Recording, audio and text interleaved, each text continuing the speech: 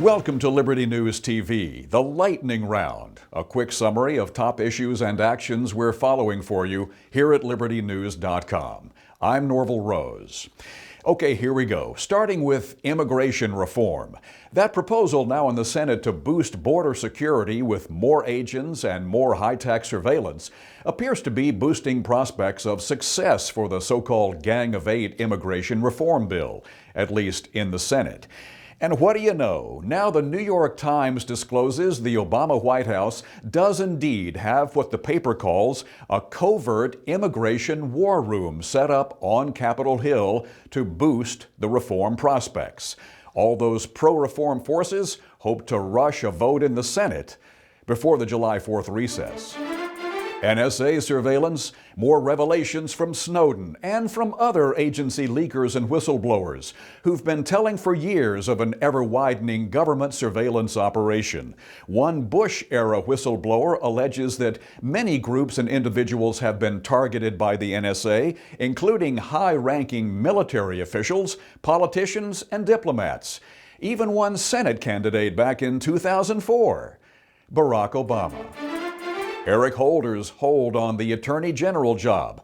No sign from the AG or the White House that Holder intends to step aside anytime soon. But now one Florida congressman says more and more legislators want Holder out, up to 122 House members calling for Holder to step down. Internet sales tax. The National Governors Association is now fully on board with the move to allow states to collect online sales taxes through the Marketplace Fairness Act. A spokesman for the governors group saying the tax would, in his words, encourage competition and benefit consumers.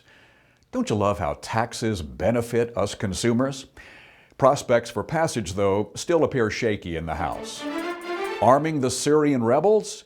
A bipartisan group in the Senate, including Rand Paul, has introduced legislation to block the administration's efforts to send arms to those opposing the Assad regime in Syria. These senators fear we may in fact be arming our enemies, something we've contended for a while now. Obamacare. It's making more Americans than ever feel sick. A new Kaiser Health tracking poll finds that by an 8-point margin, Americans now don't like Obamacare, 43% against it.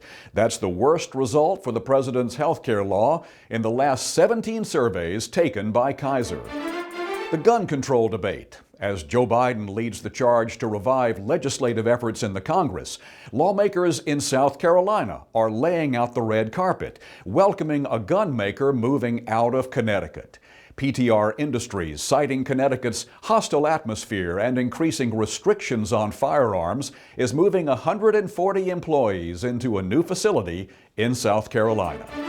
The IRS investigation continues, with more lawsuits expected against the tax agency from Tea Party and other conservative groups allegedly targeted for their political leanings. And now more evidence of possible collusion between the IRS and the Obama White House, with word that a top political aide of a former IRS commissioner visited the White House and the adjacent Eisenhower office building as many as 310 times during that Tea Party targeting period. Wonder if the guy just moved into the Lincoln bedroom. That's Liberty News TV for today. I'm Norvell Rose. Thanks for joining us, and we'll see you next time.